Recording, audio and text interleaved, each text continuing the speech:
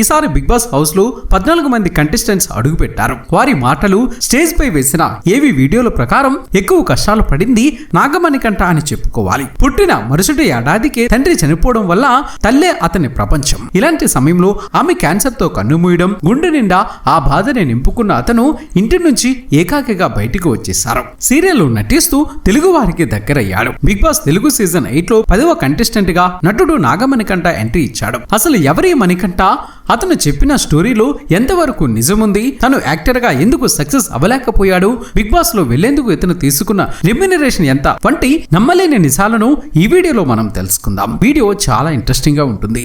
ఇలాంటి ఎన్నో informative videos కోసం మీ సపోర్టుగా జస్ట్ ఒక లైక్ చేయండి చాలు. నాగమణికంఠ అలియాస్ నాగమణి ఇతను 1994 జనవరి 10న తెలంగాణలోని హైదరాబాద్ లో ఒక బ్రాహ్మణ కుటుంబంలో జన్మించారు. తండ్రి అమర్నాథ్, తల్లి సరస్వతి.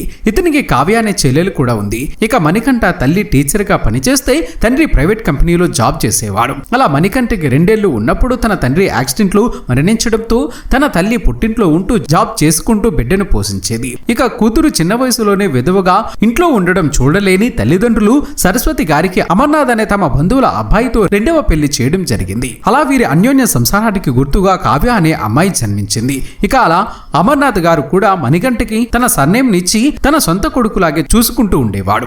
ఇక మణికంఠ తన స్కూలింగ్ ని హైదరాబాద్ లోని ఒక ప్రైవేట్ స్కూల్లో చదివాడు. చదువుల్లో చురుకుగా ఉన్న మణికంఠకి చిన్నప్పటి నుంచి యాక్టింగ్ మీద మక్కువ ఎక్కువగా ఉండేది. ఇదిలా ఉన్నప్పుడే మణికంఠకి అమర్నాథ్ తన సొంత తండ్రి కాదని స్టెప్ ఫాదర్ అని తన తల్లి చెప్పడంతో మణికంఠ ఒక్కసారిగా షాక్ గురయ్యాడు. దీంతో రోజు రోజుకి మానసికంగా కృంగిపోయిన మణికంఠ అప్పటి నుంచి తన అమ్మమ్మ తాతయ్యలతోనే ఉంటూ చదువుల్ని కొనసాగించాడు. ఇక అలా అతనితో మాట్లాడేందుకు తన తల్లి ఎంత ట్రై చేసినా మణికంఠ మాత్రం మాట్లాడేందుకు ఇంట్రెస్ట్ చూపించేవాడు కాదు. అంతేకాకుండా వారి దగ్గర నుంచి డబ్బులు కూడా తీసుకోకూడదని మోడలింగ్, యాక్టింగ్ లో ట్రై చేయాలనుకున్నాడు. అలా తన బీకామ్ డిగ్రీని చదువుతూనే ర్యామ్ ఫాక్స్ కొన్ని బ్రాండ్స్ కి గ్రూప్ మోడల్ గా కూడా చేస్తూ తన ఖర్చులకు తనే డబ్బుల్ని సంపాదించుకునేవాడు. ఇదిలా ఉంటే ఇతని తల్లిదండ్రులు మణికంఠని ఇంటికి రమ్మని పిలిచినా వెళ్లేవాడు కాదు. కానీ ఎప్పుడైతే ఇతని తాతయ్య, అమ్మమ్మ 2 సంవత్సరాల వ్యవధిలోనే మరణించారో అప్పటి నుంచి ఇతనికి వేరే దారి లేక ఇంటికి వెళ్లడం జరిగింది. అలా ఒకవైపు సిఏ ఎగ్జామ్ కి ప్రిపేర్ అవుతూ మరోవైపు సినిమాలో హీరోగా నటించి తన సత్తాను చాటుకోవాలని ఒక ఫోటోషూట్ చేసి ప్రతి ఒక్క ఆఫీస్ కు వెళ్తూ ఛాన్సుల కోసం ట్రై చేయడం మొదలు పెట్టాడు. ఇక అలా యాక్టింగ్ లో ఏమాత్రం ఎక్స్పీరియన్స్ లేని మణికంఠని అన్ని ఆడిషన్స్ లో రిజెక్ట్ చేసేవారు. అలా 1 ఇయర్ ట్రై చేసిన ఎలాంటి ప్రయోజనం లేకపోవడంతో సీరియల్స్ లో తన లక్ ని పరీక్షించుకోవాలని ట్రై చేయగా అంతలా గుర్తింపు లేని పాత్రలే ఇతనికి ఇచ్చేవారు. ఇక అలా ఆ సీరియల్స్ లో నటించినందుకు గాను డబ్బుల్ని కూడా అంతంత మాత్రమే ఇచ్చేవారు. ఇదే సమయంలో మణికంఠ తల్లికి క్యాన్సర్ రావడంతో అమర్నాథ్ గారు ఈమెను ఒక ప్రైవేట్ హాస్పిటల్లో జాయిన్ చేపించి ట్రీట్మెంట్ ఇప్పించినా ఆమెకు క్యాన్సర్ 4th స్టేజ్ లో ఉండడంతో 2019లో మణికంఠ తల్లి మరణించడం జరిగింది. అప్పటి వరకు అండగా ఉన్న తన తల్లి మరణించడంతో మణికంఠ చాలా కృంగిపోయారు. అలా తన సంపాదనలో తన తల్లికి కొరువు పెట్టాలని డిసైడ్ అయి అమర్నాథ్ దగ్గర నుంచి ₹1 కూడా ఖర్చు పెట్టొద్దని మాట తీసుకోవడం జరిగింది. ఇక ఖర్చులకు తన దగ్గర డబ్బులు లేకపోవడంతో తనకు తెలిసిన ఫ్రెండ్స్ దగ్గర అప్పు చేసి మరి తన తల్లి కార్యక్రమాల్ని పూర్తి చేశాడు. ఇక అలా తల్లి మరణించాక అమర్నాథ్ గారిని తండ్రిలాగా, కావ్యను చెల్లెలాగా స్వీకరించడానికి మణికంఠకు ఇష్టం లేకపోవడంతో ఆ ఇంట్లో నుంచి బయటకు వచ్చేసి ఒక హాస్టల్లో ఉంటూ చిన్న చితకా సీరియల్స్ లో యాక్ట్ చేస్తూ ఎగ్జామ్స్ కి ప్రిపేర్ అయ్యేవాడు. ఇదిలా ఉంటే తన కాలేజ్ మేట్ అయిన ప్రియా అనే అమ్మాయితో మనకి మంచి పరిచయం పెరిగి ఆ పరిచయం కాస్త నిదానంగా సన్నిహితంగా మారి వీరిద్దరూ ప్రేమలో పడ్డారు. ఇక అలా ప్రియా ఎడ్యుకేషన్ పూర్తవ్వగానే యుఎస్ఏకి వెళ్లి జాబ్ చేస్తూ అక్కడే సెటిల్ అవ్వాలనుకుంది.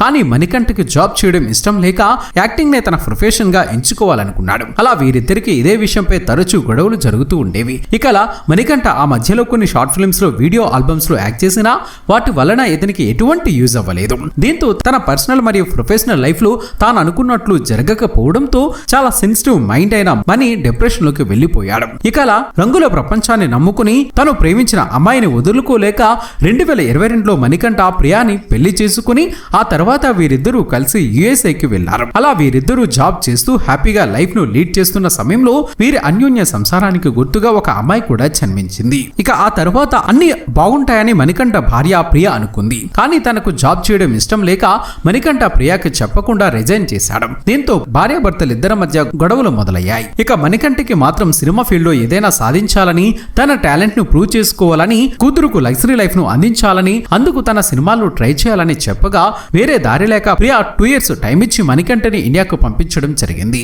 దీంతో ఇండియాకు వచ్చిన మణికంఠ ఛాన్సుల కోసం ట్రై చేయగా ఎంత ట్రై చేసినా ఇక్కడ ఛాన్సులు దొరకలేదు. ఇక అప్పటి నుంచి మణికంఠ ఖర్చులకు ప్రియా డబ్బులు ఇస్తూ తన కళని నెరవేర్చుకోవడానికి సపోర్ట్ చేస్తూ ఉండేది.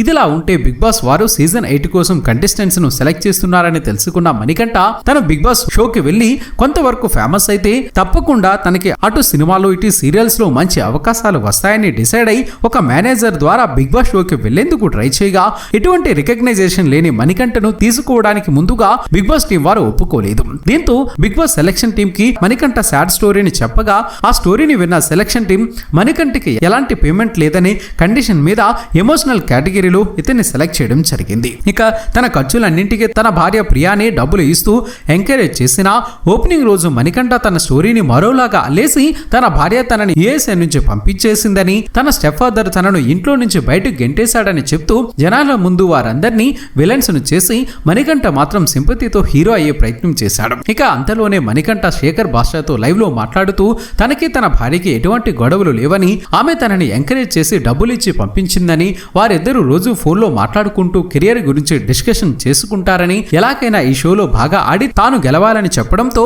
ఆడియన్స్ ఒక్కసారిగా షాక్ గురై ఈ విషయంపై అతని చెల్లి ఒక క్లారిటీ కూడా ఇచ్చింది. తన అన్నయ్య స్టెప్ ఫాదర్ అనేది నెగిటివ్ వేలో చెప్పలేదని, తమ తల్లి మరణం తర్వాత ఇంటి నుంచి బయటికి వెళ్లాలనేది పూర్తిగా తన అన్నయ్య నిర్ణయమని, తన తండ్రి ఎప్పుడు తమ ఇద్దరికి అండగా ఉన్నారని నాగమణికంఠ చెల్లెలు కావ్య సోషల్ మీడియాలో ఒక పోస్ట్ రూపంలో తెలియజేశారు. బిగ్ బాస్ 8 లోకి ఎంట్రీ ఇస్తూ లైఫ్ తో గ్యాంబెల్ ఆడి వచ్చానని, ఈ గ్యాంబెల్ ఆడడం తనకు కొత్తేమీ కాదని నాగమణికంఠ ధీమాగా చెప్పాడు. మరి నాగమణికంఠ లైఫ్ స్టోరీపై మీ అభిప్రాయాన్ని కామెంట్ రూపంలో చెప్పండి ఫ్రెండ్స్. మేము చేసే ప్రతి వీడియో వెనుక చాలా కష్టం ఉంటుంది. ఆ కష్టానికి మీరిచ్చే ప్రతిఫలం ఒక లైక్ కొట్టి సబ్స్క్రైబ్ చేసుకోవటమే. చేస్తారు కదా ఫ్రెండ్స్.